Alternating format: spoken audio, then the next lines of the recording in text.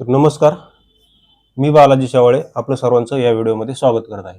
तर या व्हिडिओमध्ये आज आपण पॉलिटीची भाग 17 मधील कार्यालयीन भाषा पाहणार आहोत. काय कार्यालयीन भाषा, किती भाग 17 मध्ये कार्यालयीन भाषा दिलेल्या आहेत आणि कलम 343 ते 351 हे भाषेसंबंधी आहेत. कलम 343 पासून कलम 351 पर्यंत भाषा आहेत आणि त्याचा भाग आहे 17 आणि अनुसूची किती आहे तर 8.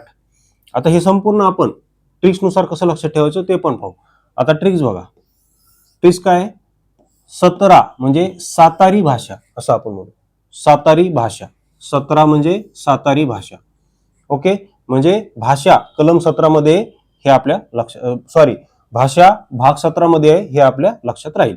त्यानंतर आता बघा, कलम 343 पासून 351 हे काय भाषेसंबंधी आहे.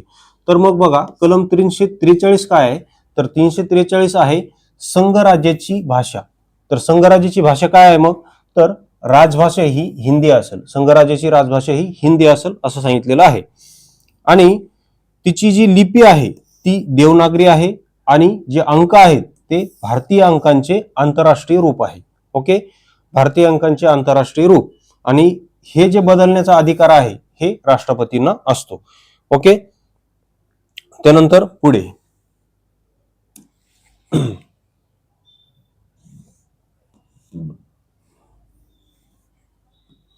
तर बघा, घटनेच्या आता याच्यावर आलेला प्रश्न बघा. प्रश्न आला होता. प्रश्न काय होता बघा. तर प्रश्न होता की घटनेच्या भाग 17 वर काही भाग 17 अंतर्गत 9 कलमे कोणती तर कंबाईन गटक 2022 ला आला होता. तर बघा मग कोणती 9 कलमे आहेत तर ती ही आहेत 343 पासून 351 पर्यंत ही 9 कलमे आहेत ज्यामध्ये भाषेसंबंधी तरतुदी दिलेल्या आहेत. ओके, त्यानंतर पुढचं पाहू.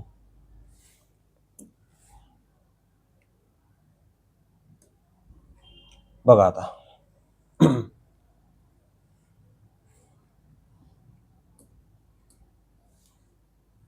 ओके, आता बघा कलम 344. तर 344 काय आहे तर 344 आहे राजभाषेसाठी आयोग आणि संसदीय समिती स्थापन करण्याचा राष्ट्रपती यांचा अधिकार आहे. राजभाषेसाठी आयोग आणि संसदीय समिती. तर 343 बास, त्याच्याबद्दल जास्त काय महत्वाचं नाही. त्यानंतर कलम 345 भाग आहे. तर 345 आहे राज्यांची राजभाषा. 345 मध्ये काय तरतूद आहे राज्यांची राजभाषा. मग याची आपण ट्रिक्स काय केलेली पहा. तर ट्रिक्स अशी आहे की देवाभाऊंची भाषा. देवाभाऊ म्हणजेच देवेंद्र फडणवीस महाराष्ट्राची. देवाभाऊंची राजभाषा असं आपण म्हणू.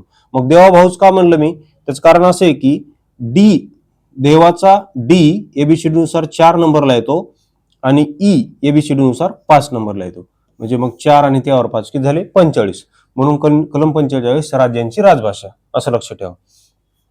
आणि त्यामध्ये आणखी एक्स्ट्रा गोष्ट अशी लक्षात ठेवा की राजभाषा ही कोणतीही असेल म्हणजे 8व्या सूचीतील 22 भाषांपैकीच असावी असं काही बंधन नाही. कारण 8व्या सूचीमध्ये किती मूळ घटनेत 14 भाषा होत्या, नंतर ऍड करून किती झाल्या तर 22, नंतर 8 ऍड केल्या. तसेच राजभाषा एक किंवा अधिकही असू शकतात. ओके, एक किंवा अधिकही असू शकतात. तर हे झालं 344 आणि 45. बस याच्याबद्दल एवढंच आहे, जास्त काय महत्वाचं नाही. त्यानंतर कलम 346 आहे राज्य किंवा राज्य केंद्र यांची व्यवहाराची भाषा. एवढंच लक्षात ठेवायच्याबद्दल व्यवहाराची भाषा आहे. ओके, त्यानंतर पुढचं. आता यावर प्रश्न बघा. प्रश्न आला होता अयोग्य जोडी ओळखा कंबाईन बी 2018. कलम इकडे कलम दिलेले आहेत आणि इकडे तरतुदी. तर बघा 343 संघाची अधिकृत भाषा आपण पाहिलं बरोबर आहे. त्यानंतर 345 सुप्रीम कोर्ट हायकोर्टांचे कायदे विधेयके हे आपल्याला पुढे पाहायचं आहे. हे 48 आहे. ही बघा ही योग्य आहे जोडी.